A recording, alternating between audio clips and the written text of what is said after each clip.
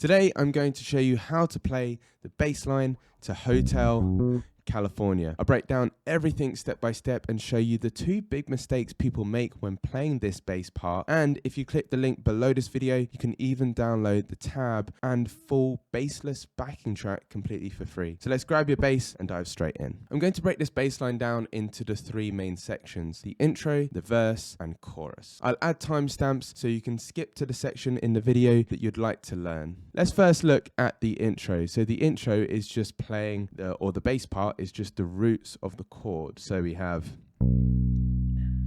3, 4, 1, 2, 3, 4.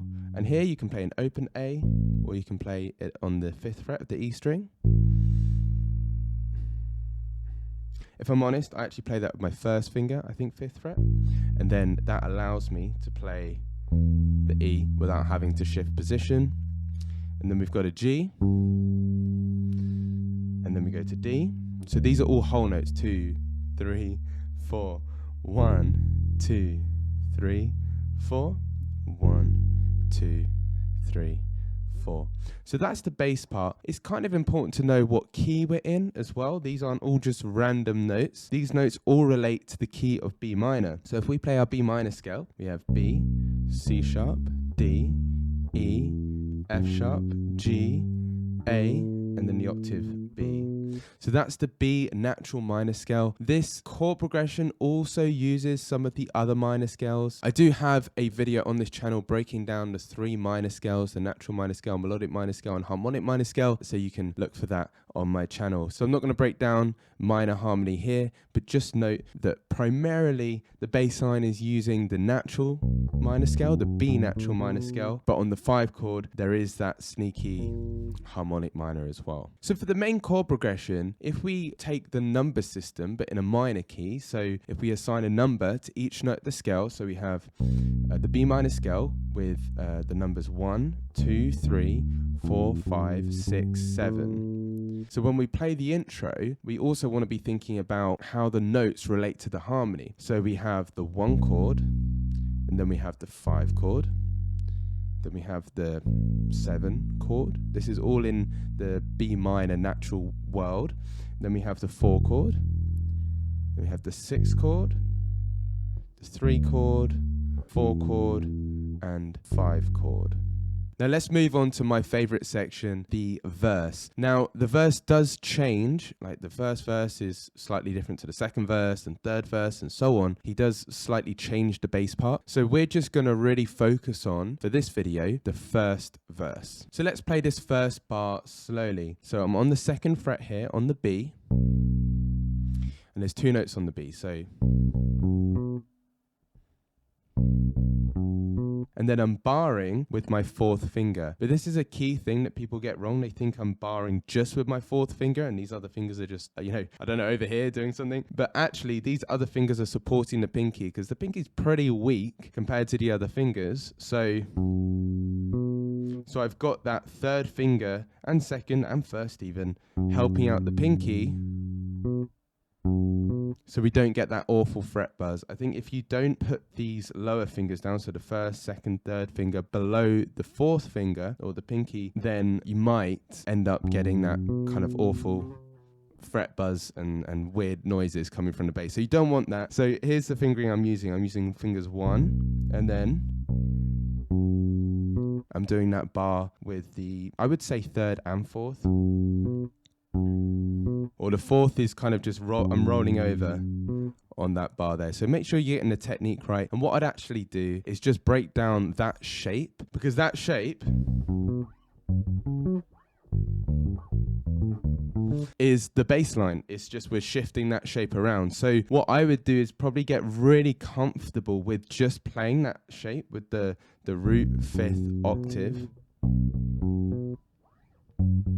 and just playing it around the fingerboard. And a big mistake people make is they end up playing a chord when it's not meant to be a chord. I'll get to that in a sec, because in the second bar we do actually play a chord, but you don't want to play the notes together. You want them to be nice and clean. So just making sure that you've got the right coordination in the right and left hand, but just break it down really slow and just practice that one shape, because we're going to be using that shape a lot in this bass line. This brings me on to the first big mistake that I've seen bass players make when they're doing bass covers of this tune. It's not playing the muted or ghost notes. If we look at that first bar again, we have this muted note. It's more of a percussive sound. It could also be called a ghost note as well. And how you can achieve this is really just playing a note, but then resting your fingers here so it doesn't actually create a note. If you press it too hard, you will play a note. If you press it too soft, then you'll get a harmonic as well. So you got to watch out for those cheeky harmonics. You want to make sure it's a nice, clean, percussive attack. And it's more of a percussive effect, really, but it's key and it's a big part of this bass line. So let's just break down that first bar.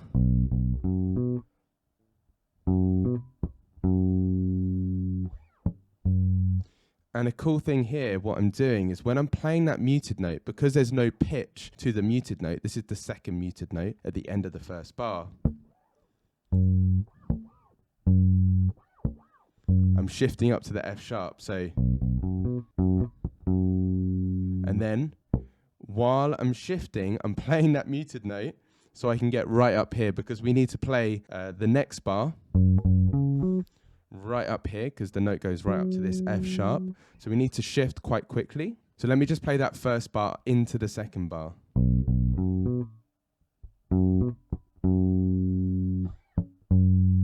Okay, let's move on to this second bar. So we're right up here and we play, again, it's the same shape. And this brings me on to the second big mistake I've seen bass players make when playing this bass part, is not playing chords when the original bass player did actually play chords. So let me just play this second bar and I'll show you what I mean. Can you see? I'm doing this, what's called a power chord. So I've got the root, fifth, octave.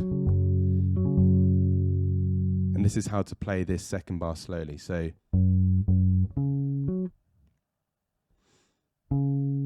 And then, when we play this F sharp, we're going to hold our fingers here. So the fourth finger is there. I've got the third finger helping out the fourth finger on the D string, and then the first finger on the lower string. And then if you play them together, so it creates that big fat power chord. So get used to practicing that, because it's fairly difficult to do, especially if you're a beginner. And then the next bar.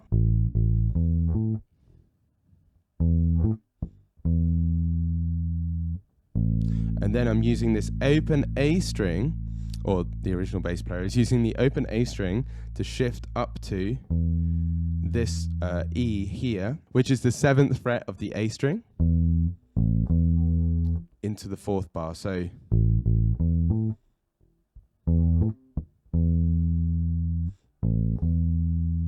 could you see I use the open A to go from this position to this position. And then the 4th bar is.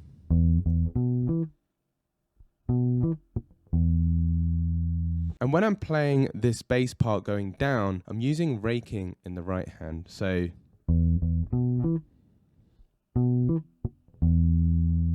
let's kind of just dive into the right hand there. So I'm playing the E, and then I'm just raking down for the muted note on the D string, and then raking down again for the E. So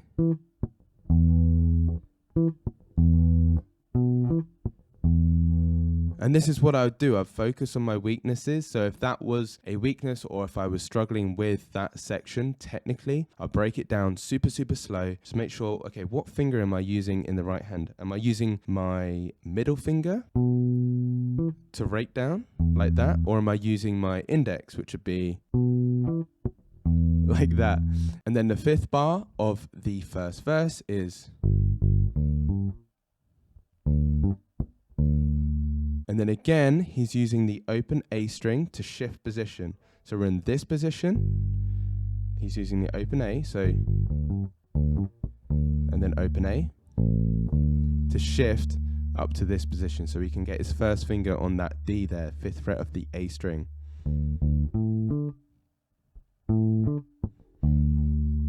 Same thing, I'm raking down, so.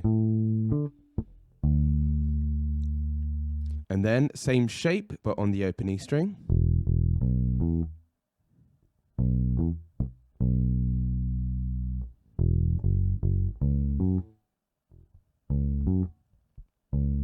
Okay, that last bar slightly changes, the last bar of the first verse. But here, let's go back to the open E string, so.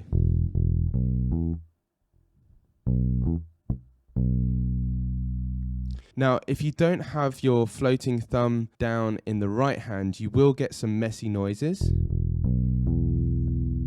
And you'll create chords when you don't want to create chords. And it will sound kind of messy. So just making sure that your floating thumb is moving when you're playing this bass part. So you can see as soon as I'm done with the E string, my thumb is going on that E string to mute it so I can play the B.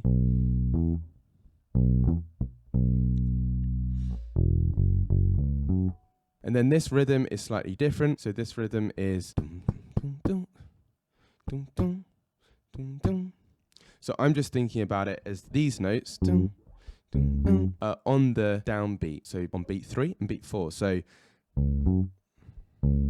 it slightly changes the rhythm there compared to the other bars, but that is the first verse. Hey, before we go to the chorus, let me know in the comments what famous bass line I should break down next. I monitor my YouTube comments every week, so I'll look forward to reading your suggestion. Once you've got the verse and the whole bass line up to speed, download the Bassless backing track using the link below this video so you can start practicing the bass line at home. All right, let's move on to the chorus. So again, like the verse, the chorus changes every chorus. So we're just going to really focus on chorus 1. Hey, you know what? Like, let's not look at the first bar. Let's look at the bar before, because there's a really cool run up, and I just want to show you the cool run up, really. So it's got this, which is actually really hard to do on bass, because you have to make sure that you've got your barring down with the 4th and 3rd finger. One thing I might be doing, I could do it that way, but I think in the recording I do it, which is a little bit more awkward, but it means that I'm not having to bar with the 3rd and 4th finger. My advice is to pick one and then just stick to it and work on it. All the fingerings work and they all have their pros and cons when you break them down. I just wanted to show you that cool run. Okay, let's actually look at the first bar of the chorus now. So we've got.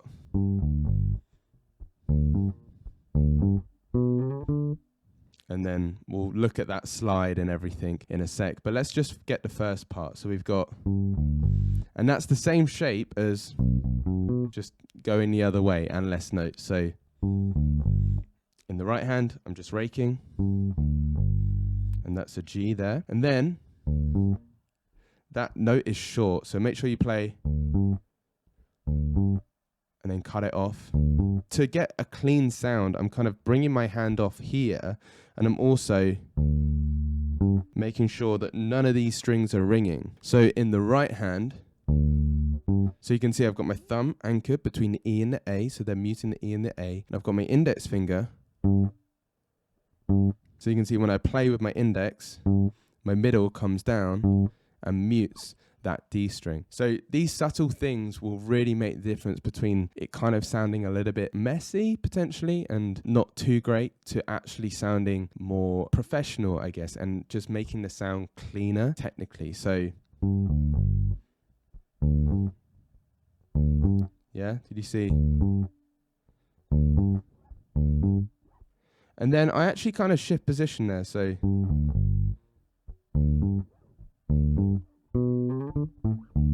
because I want to make that slide. So short, and then I'm on this B, 4th fret of the G string, and I slide up. And I kind of change the fingering in the left hand so I can make that slide with my first finger. I could go, but I prefer to go first finger and slide. So, and then I'm bringing my second finger over. So I'm going like first finger, second finger, first finger. And that's the same rhythm as the first bar. So and then it's slightly different at the end there. So we go. That's quite a hard shift to make as well. So, and then you've got to get down to here. So you're in this position to be able to go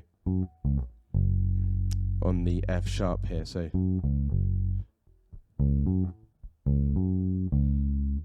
short, long.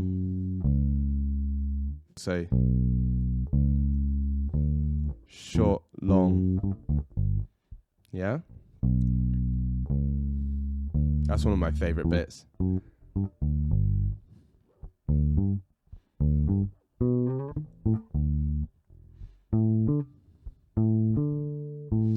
Okay, and then the last two bars of the chorus, we have an open E string where I'm barring with my first finger,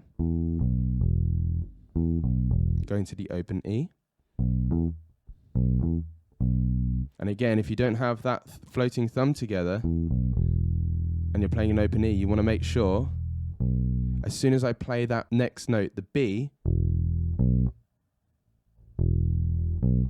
I've got my thumb resting on that open E to make sure it's muted and it's not ringing through. So that bar is.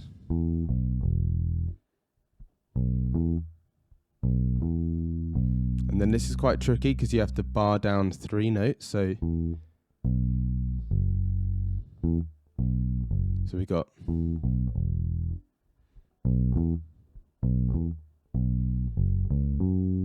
And it goes the other way. So it's like, and then it goes. And that's on the second fret, that's the F sharp. Short, short. Right? So make sure you're getting the articulation as well. So when you see a dot above the note, the technical name is staccato. But all you need to know, you don't need to know the technical name. All you need to know is that that note is short. So we play the note as short as we can. So. And that is the first chorus. If you'd like to learn how I transcribe this bass part, click this video you see on the screen now, because in this video, I reveal a 3-step system I use to transcribe rhythms on bass quickly. So click the video now and I'll see you there.